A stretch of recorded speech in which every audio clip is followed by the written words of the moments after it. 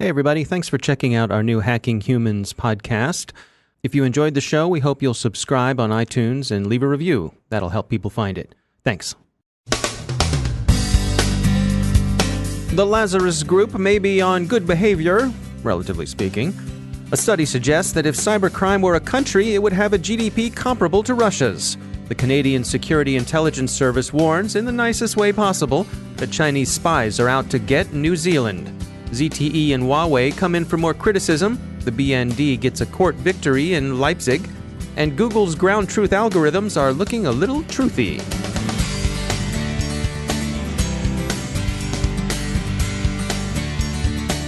And now some notes from our sponsor, Cylance.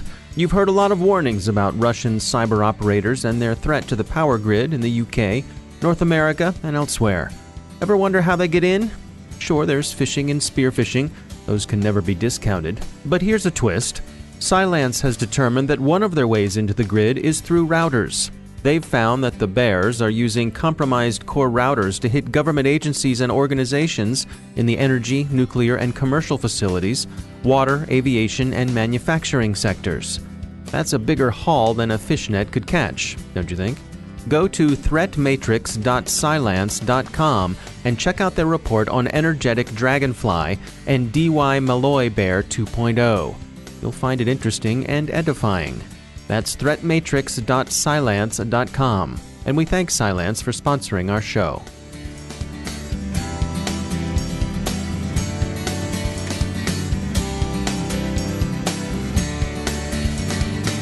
Major funding for the CyberWire podcast is provided by Cylance. From the CyberWire studios at Data Tribe, I'm Dave Bittner with your CyberWire summary for Friday, June 1st, 2018. North Korea's Lazarus Group has continued to target financial institutions for cyber theft, but it appears to be on its good behavior, for now at least, with respect to U.S. institutions. The restraint is generally thought to be part of the DPRK's charm offensive during the run-up to the June 12th Kim-Trump summit. A subunit of the Lazarus Group, which researchers at OnLab track as the Andariel Group, has been active against South Korean targets. It's been using an ActiveX zero-day in its campaign. Bleeping Computer's been told by an anonymous source close to the investigation that the zero-day is being used to exploit Samsung SDS A-Cube installations. A great deal of North Korean hacking has been designed to obtain money to redress Pyongyang's sanctions-induced and command economy-induced financial shortfalls. But states, of course, are not the only perpetrators of financial and other forms of cybercrime. As cyberspace grows in importance to commerce and indeed daily life, criminals flock there for the Willie Sutton-esque reasons that that's where the money is. Bromium commissioned a study by criminologist Michael McGuire at Surrey University. Dr. McGuire concluded, as Dark Reading reports, that if cybercrime were a country, it would have the world's 13th largest gross domestic product. By his estimation, crooks now pull in $1.5 trillion annually. He breaks their takedown as follows: $860 billion from illicit or illegal online markets. Those are markets like the old Silk Road. $500 billion from intellectual property theft. $160 billion from data trading. $1.6 billion from crimeware as a service, and $1 billion from ransomware. McGuire notes that in some precincts of the Internet, including those regions collectively called the dark web, the line between legitimate and criminal enterprise is a blurry gray area. He thinks there's now what he calls the web of profit. As he puts it, quote, companies and nation-states now make money from this web of profit. They also acquire data and competitive advantages from it, and use it as a tool for strategy, global advancement, and social control. End quote. This is tied to the emergence of what he calls platform criminality and the increasing commodification of attack tools and exploits that are traded in online criminal-to-criminal markets. That black market operates very much like the legitimate markets we're all accustomed to, complete with customer ratings, facts, help sites, and so on. If you've used Amazon or Uber, you'd probably feel at home in a criminal market fairly quickly. Given the vast scale on which cybercriminals operate, and even if McGuire's conclusions are exaggerated by any reckoning, it's still pretty vast, it would seem to be a matter of some urgency to increase the criminals' cost of doing business. To put this into perspective, $1.5 trillion is roughly Russia's GDP. Whether President Putin counts the significant financial cyber intake of the Russian mob in the country's GDP is unknown. Seems doubtful. So maybe Russia's doing better than the rest of us tend to think. A report by the Canadian Security Intelligence Service concludes that Chinese espionage and influence in New Zealand has reached a critical point. The report was delivered at an academic conference and so doesn't necessarily reflect CSIS official views, and CSIS has hastened to express its solidarity with fellow Five Eyes services in New Zealand. The report reflects ongoing Five Eyes suspicion of Chinese companies and organizations. The U.S. Congress is considering holding ZTE's and Huawei's feet to its own fires of scrutiny, and a court case in Australia describes ZTE as a company built to spy and bribe. Germany's BND intelligence service wins a surveillance case in a Leipzig court. It can continue to monitor traffic in a Frankfurt-based hub operated by Daces. Daces had complained to the Federal Administrative Court that BND was in violation of German privacy law because so much of the traffic the BND monitored crossing the hub was domestic and therefore off-limits to surveillance. But the court tossed their case out, concluding that legitimate security interests justified the monitoring. The hub in question is one of the largest in the world. Frankfurt, it's worth noting, is the center of the German financial markets, roughly analogous to the American Wall Street or the City in the UK. Google's efforts at content moderation, or at least flagging, have produced some preposterously tendentious results. The search giant's reliance on Wikipedia for moderation may be damaging Wikipedia. The problem, as reported in Wired, Motherboard, and elsewhere, apparently arose from Google's prim attempt to provide a ground truth in the form of its featured snippets tool that produces knowledge panels designed to let the naive researcher in need of epistemic protection know what's a fact, Jack. Anyway, they rely on Wikipedia for their info, apparently in a pretty automated way. Because Wikipedia is crowdsourced and dynamically edited, it's possible for a contributor to ride a hobby horse very hard indeed, if only briefly.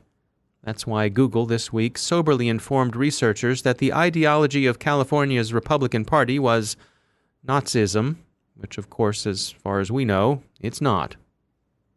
Such shenanigans are fairly well distributed across the political spectrum.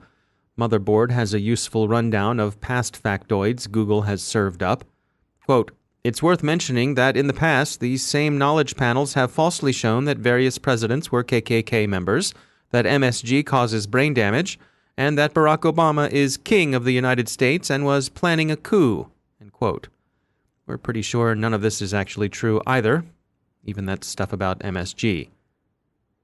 In fairness to Wikipedia, fact-checkers have found that it compares favorably with conventional encyclopedias, and sensible users don't find it difficult to exercise appropriate good judgment.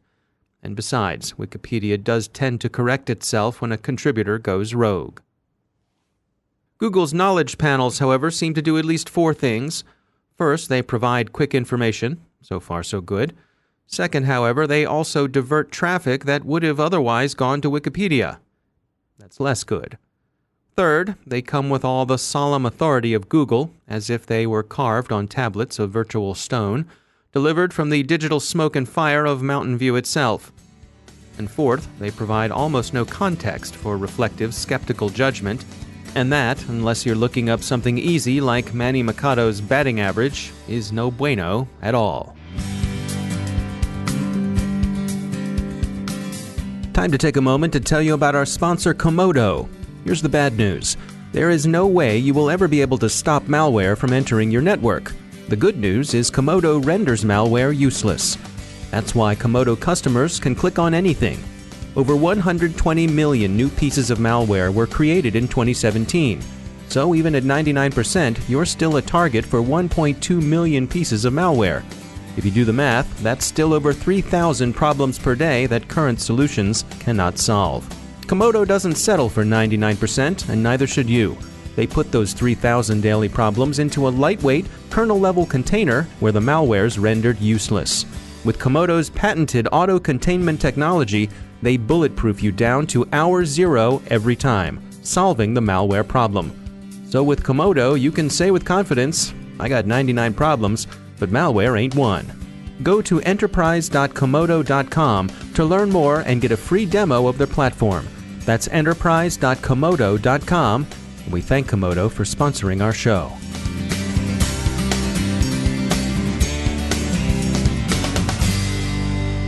And joining me once again is Joe Carrigan. He's from the Johns Hopkins University Information Security Institute. Joe, welcome back. Hi, Dave. We got some follow-up from our conversation last week where you and I were having a friendly, respectful conversation about iOS and Android. We need more friendly disagreements. That's right. It was very civil. And a listener wrote in, and he said, hello, gentlemen. I know this is a minority opinion, but I don't trust the Play Store apps. In fact, I do think sideloading is better, but if and only if you have a really trusted source. For me, as for a lot of people, that source is F-Droid. The amount of time and detail these folks put into the entry for each app is impressive, apart from the fact that it must be open source. They also redline entries that promote for non-free services or add-ons that aren't updating or have changed their source code license since this version and probably other non-open source friendly things. And he goes on to say that basically, if it doesn't come included with the box, which is the phone, right, he only uses stuff from F-Droid. What's your take on this? My take on this is that F-Droid is a secondary market where you can go and install these apps. And if all this is accurate, and I've looked at F-Droid, but I can't find any policy on there, but I have no reason to doubt what the listener is saying. Right. Then F-Droid is probably fine. The concern I have here with that is that can you get by with all those apps that are on F-Droid and none of the apps that are then in the Android marketplace? Yeah, a lot of those apps have advertising in them in the Android marketplace, and they probably don't go through as rigorous of a testing cycle at the Android marketplace as they do at F-Droid. So you might say that F-Droid is more of a walled garden than the Android marketplace. Because of that community aspect. Because of the community aspect. Everything is open source, and that means the code has to be available for inspection. Yeah. And that's not the case in the Android store. So you have this pretty strict standards, I suppose, of if you want something in here, it has to have gone through these community-enforced checks. Yes. So I would go ahead and say that F-Droid's probably okay for sideloading, but only if you know what you're doing. Because once you enable on Android the ability to load from other sources other than the Android marketplace, you can unload them from anywhere, even just having them copied over from your computer. And we have seen examples. It rarely happens, but it has happened where there's been some sort of what do you call it? I guess an infection of some open source software. Yes. Someone has gone in and changed some code for bad reasons. Yeah, I remember a privilege escalation attack where they changed a Boolean operator to an assignment operator. So instead of testing, it actually elevated the privileges automatically. Yeah. So something to look out for, but it sounds like this community has their guard up for those sorts of things. Right, and are probably doing the best that they can to prevent it. Yeah, F-Droid's probably the exception to the rule. And of course, there is nothing like this on the iOS side. It just simply doesn't exist. It does not exist. You're locked in. Unless you jailbreak your device. Which is getting harder and harder. Yeah. All right. Well, thanks to this listener for writing in. Certainly interesting information. And as always, Joe Carrigan, thanks for joining us. My pleasure, Dave. And now a few words from our sponsor, Cybric. We all heard the important and welcome themes coming out of RSA this year on resiliency and collaboration. This is underscored, of course, by the steady stream of innovations we see coming out of the cybersecurity industry. But what does all this really mean for IT, security, and development teams day to day? Join Mike Brown, retired Rear Admiral in the U.S. Navy and former Director, Cybersecurity Coordination for DHS and DoD, for a lively discussion on the industry's current direction, the type of collaboration that yields immediate results to teams, and the criticality of protecting application infrastructure. This insightful webinar is taking place on Wednesday, June 20th at 1 p.m. Eastern Time, so be sure to register at cybric.io/cyberwire and tune in on the 20th. That's Cybric, cybric.io/cyberwire. And we thank Cybric for sponsoring our show.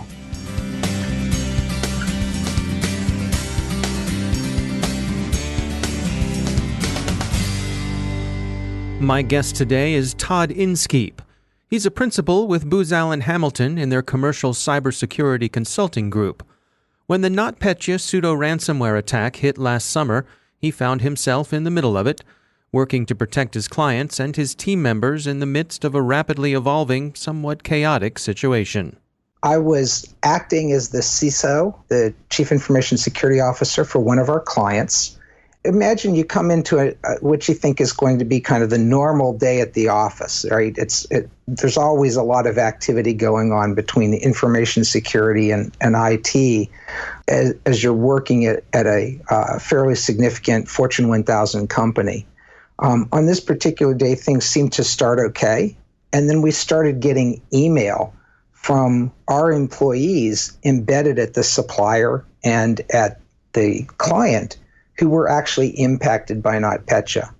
Hey, their computers are down, these things are happening, and we're now trying to figure out, well, what do we need to do? What is this thing? How is it spreading?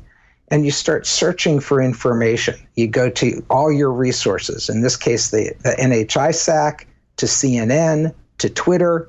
There's not a lot of news, particularly starting out early in the morning. You're trying to figure out, what is it? What do I need to do? And almost immediately we get kind of the first question. Well, we've got network connections to these two companies. Maybe we should cut those off. And because we had people with their computers embedded at these companies, maybe we should cut them off too. We don't know what it is. We don't know how it's spreading. And so we're trying to make those first couple of decisions. What do we think it is? How do we make sure it doesn't impact us any more than it already has?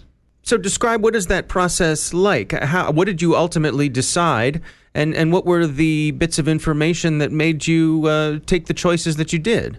So certainly there was some bits of information. There was information on Twitter that people were seeing companies going down, that computers were locked up. There's a little bit of news, and it seemed to be spreading very rapidly.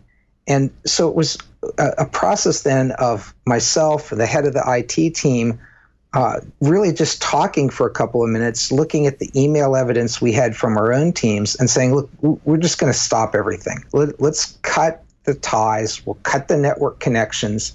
We'll push those people off the network. We'll talk to them by phone until we have a better idea of what's going on. And it was a 5-minute conversation and 5 minutes of searching, trying to find anything that would tell us what was happening. Now, it turns out that was too slow. When you actually go look at how rapidly NotPetya spread in an organization, it was spreading through some of these organizations that were impacted at rates of over 10,000 computers per minute. Very rapid spread as it grabbed credentials and used those to expand itself across an enterprise. You know, from a leadership point of view, how are the various folks that you're working with managing the emotional components of this? How do you make sure that that nobody panics, but that also that you have an appropriate amount of concern? That's a really great question, and I can be honest. We didn't think about the emotions very much at all. We were really focused on the task at hand. How do we protect our enterprise in the midst of this unknown thing happening, especially when we have not just the general chaos that, CNN is starting to report things and you're starting to see some things on Twitter, but we know our employees have been affected at the supplier and at the customer. We're still trying to figure out what does it mean for the company, but we're very clear our first job is to protect the company. And so we make those decisions and then start to work back to what's it going to take for us to feel comfortable to bring those computers back on our network? What's it going to take for us to feel comfortable to reconnect our network to that supplier that has been impacted, to that customer that's been impacted? Looking back, having had the experience that you had, what are the take-homes for you? How does having been through this inform the work that you do today? The first is that I think a lot more about having people, particularly business executives, practice and think about what kind of events might impact their business. One of the big realizations for me was that while our company wasn't the target of this attack in any way or shape or form, we were really collateral damage in a way that we haven't seen very often in previous cyber attacks. There were a lot more companies more deeply affected, even though they weren't the target. And for us, there was a business loss that we had to report to Wall Street that had no relationship to us actually losing capability in our technology and our IT systems. And so trying to get the executives to think more about how cyber attacks impacting our suppliers, impacting other parts of our business than just the IT portion of our business could impact us, makes you think about risk differently. There were a number of takeaways in terms of thinking about how this attack spread. Like many of the attacks over the past couple of years, this attack stole credentials. And so the ability to reuse credentials has been critical for a lot of adversaries and a lot of the attacks in the last couple of years, particularly. Moving to two-factor, multi-factor authentication becomes a critical control as we go forward, so that when an adversary steals credentials, they can't go on an extended spree across the entire enterprise or across multiple enterprises. You really want to limit them to a couple of uses and create conditions that let you detect their activity earlier. And then there are a lot of little things.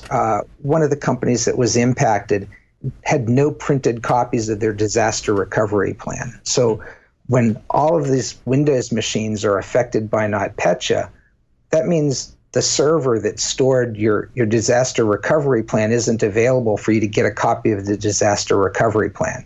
If you don't have a printed copy, you're relying on phone networks and memory to start recovering from this disaster. Having some simple ideas and the practice of running through drills gives you a lot more confidence in running through that. It made me think more about the relationships that we have. A lot of times, the CISOs of companies have built relationships with the CISOs of other similar companies.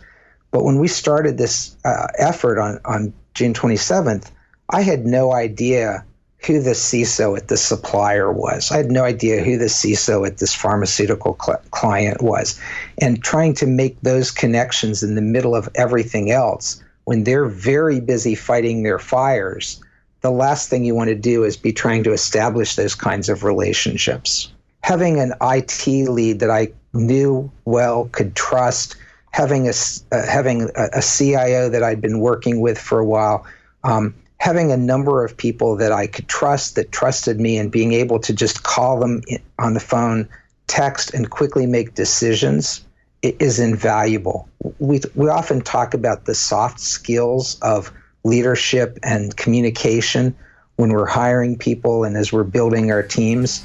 I can tell you there's no time when those soft skills are more important than in the middle of firefighting.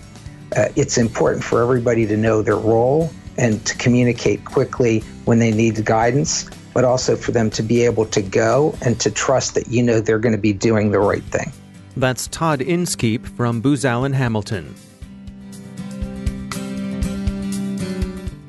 And that's the Cyberwire. Thanks to all of our sponsors for making the Cyberwire possible, especially to our sustaining sponsor, Cylance.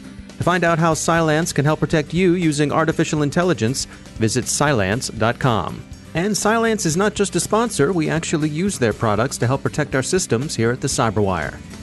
And thanks to our supporting sponsor, VMware, creators of Workspace ONE Intelligence. Learn more at vmware.com. The Cyberwire podcast is proudly produced in Maryland out of the startup studios of Data Tribe, where they're co-building the next generation of cybersecurity teams and technology. Our show is produced by Pratt Street Media with editor John Petrick, social media editor Jennifer Iben, technical editor Chris Russell, executive editor Peter Kilpie, and I'm Dave Bittner. Thanks for listening.